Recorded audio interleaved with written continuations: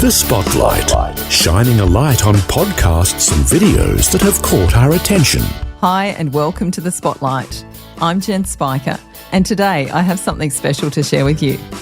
A new movie called Unsung Hero is coming to Aussie cinemas this month. It's the story of David and Helen Smallbone, the parents of Rebecca St. James and Joel and Luke from For King and Country. The film is set in the late 80s and Vision CEO Phil Edwards has a unique connection to the story. Jacqui Melilli caught up with Phil to find out more. The Spotlight with Jen Spiker. I'm Jacqui Melilli, writer and editor at Vision Christian Media. No doubt you've heard that For King and Country will be touring Australia in May for their homecoming tour. They'll be promoting their fourth studio album, What Are We Waiting For?, and including previews from their new film, Unsung Hero, to be released in Australia on the 30th of May.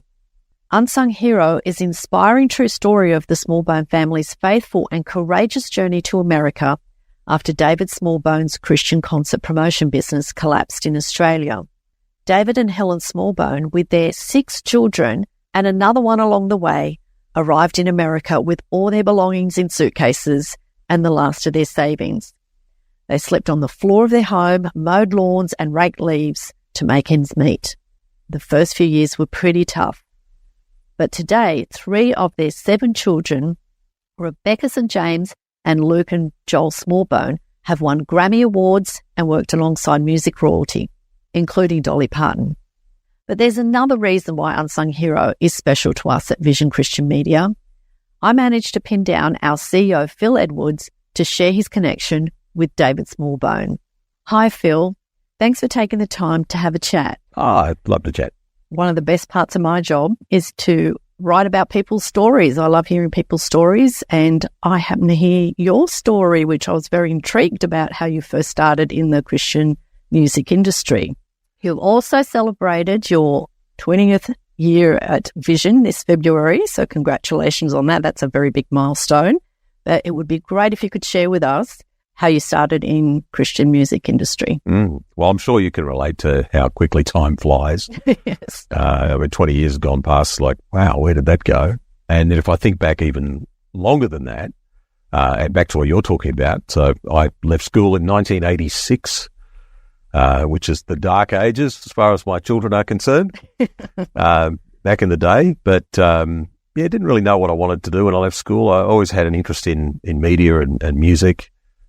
Play a little bit of music. Always loved listening to music, and found myself working in the Christian music industry through radio, and it was through David Smallbone, who's the father, and his wife Helen, father and mother of Rebecca St. James and the Smallbone boys, who are For King and Country. And it was really exciting for a young fella. I was 18, 19, and thrust into this creative scene. And you were later promoted to tour manager for some pretty big names. You had Striper and Amy Grant.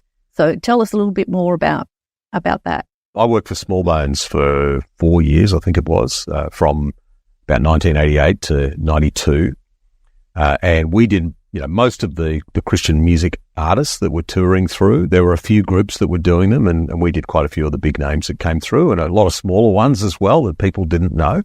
But yes, there were some there, like the Amy Grants, and Whiteheart was another interesting one. David Meese, Don Francisco, Sheila Walsh, and a whole lot of others at the time as well, some of whom were a little controversial. Mike Warnke was a comedian who was later shown to not quite have been telling the truth with some of his stories. But it was, really interesting times, and to get to actually go and hang around with these people and go on tour with them, not on stage, but just making sure everything ran smoothly was good. It was fun times. Do you have any special stories of anything that happened? Well, what goes on tour stays on. Oh, okay. But I was just reminded recently about Don Francisco. I was listening to Vision Radio, and we actually played one of his songs. And it just took me right back there. And I remember we were driving in the car. It was Don, myself, Steve Apirana, who's a New Zealand singer-songwriter, and a keyboard player that Don had brought with him, a guy named Randy, somebody. And we were just joking around and carrying on. And Don's a fairly intense kind of a guy. And I just remember he quite tersely told us all to be quiet. And, when the artist tells you that, you kind of listen. So, but there was some interesting times. So you're a bit rowdy then, Phil. Oh, sometimes, yeah. And I heard something about your bus driving with Striper. Were you driving them around? Well, I wasn't supposed to be. But it was a show. This must have been about 1990, maybe. We did a tour around Australia, and there was a show at the State Sports Centre in Sydney, and they'd just done sound check, and I remember being kind of at awe at the drummer's drum kit that had like 4 kick drums. There were like 4 drum kits all combined together, and they needed to get back to the hotel, and there was nobody to drive them. And the only vehicle that we had to take them was like a Toyota Coaster 18-seat bus, which I didn't have a license for. But I knew how to drive. I'd, driven trucks and all sorts of things on the farm. So I thought, okay, I hope I don't get caught. But yes, It was interesting. We got there. That's good. Good to see that side of it too. So another thing I wanted to ask you is about, it's such a tough industry. I'm not sure what it was like back then. I know it's a bit tougher now. How was the Australian Christian industry back in the 80s or in the early 90s when you were in there compared to now? Well, the music business, I think, is a tough gig. Doesn't matter what you're doing. And there's a lot of passionate people that are trying. It's probably a bit like writing, novelists and those kinds of things. There's a lot of people are trying, then there are a few who succeed and can actually make a living out of it. And certainly the case in something like Christian music. And it was a different scene then. There was a lot more going on. It really changed quite substantially in the 90s. The kind of the bottom fell out of it being sustainable as far as tours and things go. But there was quite a bit of activity going. But a little bit like farming, from a touring point of view, you'd probably lose money on 2 or 3, and then you might make enough to recoup your losses on the next one. So it was tough going.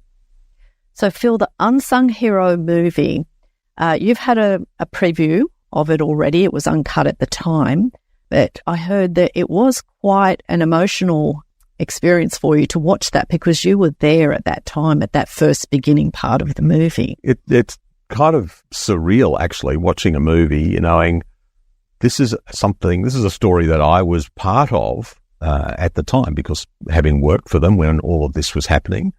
But it was a bit emotional because the context was it was a meeting of Christian media people, and it was a preview of the then early cut of the movie. This was last year. And it wasn't David, but someone in the room come and tapped me on the shoulder and said, at the very last minute, could you come up and say a few words just after the movie had finished? And I was still sort of processing everything that we'd just seen. So it was pretty emotional. Which part particularly did really strike a chord?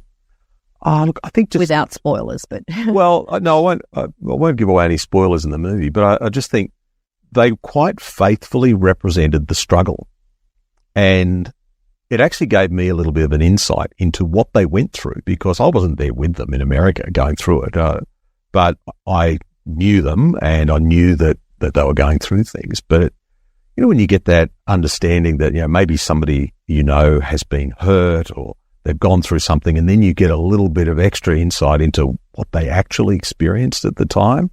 And I guess that's the bit that hit me. And I'm a bit older now too. I mean, this was 30 years ago. So I'm putting myself in David's shoes much more now than I possibly could have, when I was in my early 20s, and understanding, wow, this must have been really, really difficult for them.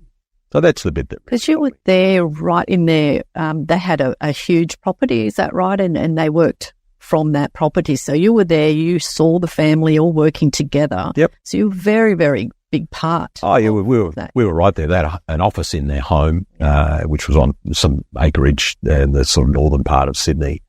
And, the kids were always coming in and out of the office. And, I remember, Luke and Joel when they were like this and running in and out, doing different things. And Joel directed the movie, and he also played David in the movie. Yes. Which is really cool because he looks like his dad, doesn't he? He does look like his dad. And the thing, even you'll note in the movie when you see it that David character is wearing this leather jacket, very early 90s looking kind of leather jacket. And David used to wear that thing everywhere. So, it's no surprise that they have that featured prominently in the movie. But I was actually, the only criticism I suppose I have of the movie is I think it actually did display David a bit angrier than certainly I remember him. I don't remember him as an angry man at all. Perhaps that's a bit of creative license. But other than that, it is a very faithful retelling. I think they've captured all of the characters, the kids, because they have a big family, right? They got 7 children. So they've captured them all quite well. They all have very unique personalities, but they're a wonderful family. And I think one of the reasons why they've succeeded in ministry is because of that family together thing. I think there's a good lesson there for all of us with families that we need to pull together more.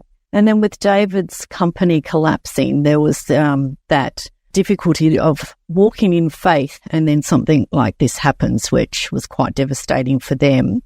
And then they did that big leap to America, leap of faith, really. And then we talk a lot. We live by faith every day, don't we? So can you give us a bit of an idea of how all that was there? Because you were there at that time. Well, this is all the subject of the movie Unsung Hero, what happened to them at that time. And it was a tour that we did with Amy Grant around Australia, and it was a big tour by our standards, small by the standards of the other big artists of the day, the Billy Joels and so on. But it was a big tour. The Sydney Entertainment Centre, the Tennis Centre in Melbourne, the Brisbane Entertainment Centre, and others around the country. Big touring entourage, a band, full band and production people and everything else. I think there was 20-something people in the touring entourage, big costs. Unfortunately, it just bombed. The sum of all of that was that David's business couldn't sustain the loss. It was hundreds of thousands of dollars that were lost, and it was very, very tough for them. I guess I was to some extent in the middle of it, but the worst thing that happened for me was I was out of a job. For them, it was harrowing, very difficult. On the Spotlight, we've been listening to the first half of a conversation between Jacqui Melilli and Vision CEO Phil Edwards. If you want to watch the rest of their conversation, you can by tapping the Watch tab in the free Vision app. You'll find it in the interviews feed. My name is Jen Spiker, and I look forward to joining you next time on The Spotlight as Phil shares more of his connection to the story told in the movie Unsung Hero, and how the failed music promotion business led to him getting involved in radio and ultimately becoming CEO at Vision. For more great podcasts and videos like the one featured today, check out vision.org.au or the free Vision app.